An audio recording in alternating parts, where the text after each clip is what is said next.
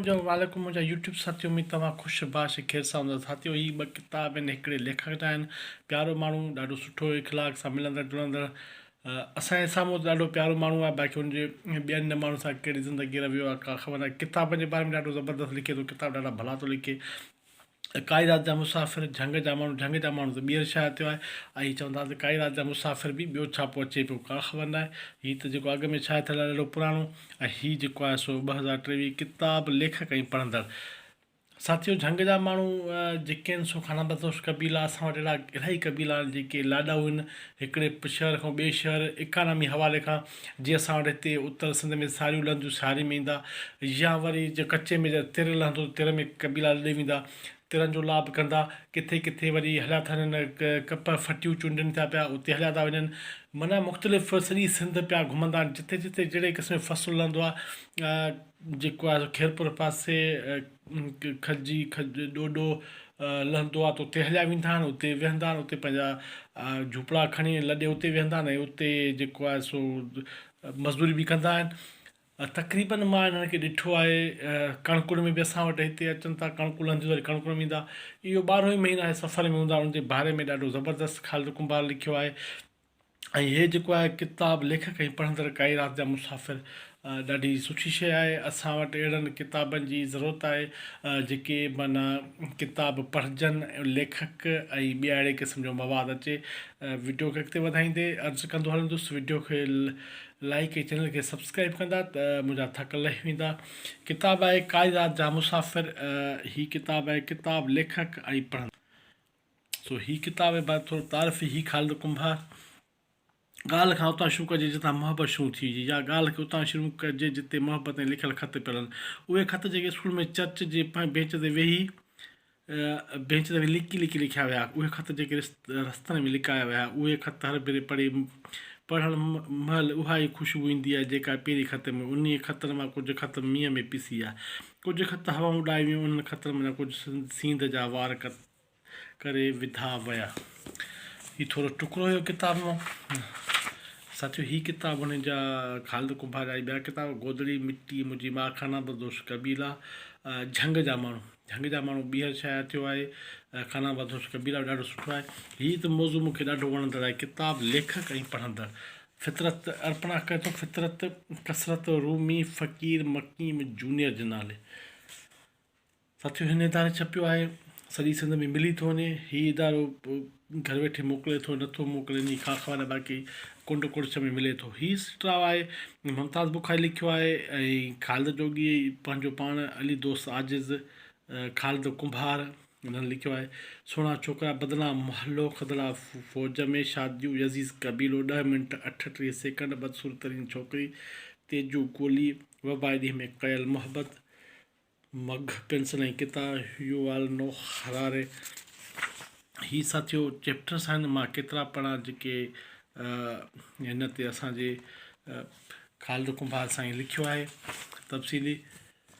मूं कुझु साल ॻाए बि सख में साईं सां सिंदगी जो पोइ ॾेखारींदी त ॿुधाए हिसाब में शागिर्द थर जा आहिनि। मूं ख़ुशी थी त घटि में घटि हीअ असांजे जेको आहे मुमताज़ बुखारी जा लफ़्ज़ हुया। पंहिंजा लफ़्ज़ जेको लिखे थो, आउं पंहिंजे पाण खे सदाईं सुठे लेख खां वधीक सुठो पढ़ंदड़ सम्झंदो आहियां। सुठा किताब मूंखे सदाईं सुहिणे सुहिणे हसीन मंज़र वांगुरु पांडा ईअं छिकींदो आहे जीअं त सियारे में बाहि जो मत हथ सेकण पांडा छिकींदो आहे। किताब पंहिंजे इन थोरनि पढ़े किताब जेके मूं गुज़िरियल साल ॿिनि में पढ़िया पढ़िया आहिनि।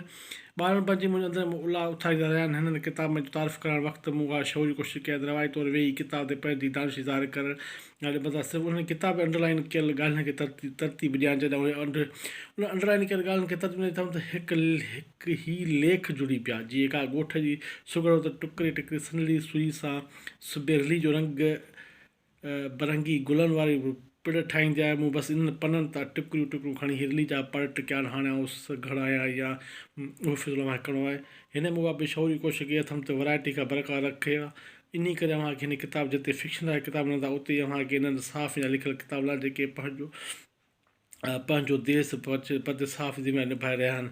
दादू कच्छ में धाड़े सां वेठल ॻोरे साफ़ फिल्म में मिलंदे त तालिबान जे अफ़गानिस्तान गॾु सफ़र कंदो सुहिणे साफ़ उते वरी उहा अव्हांखे साफ़ ई जनरल सड़क सफ़र मिलंदो।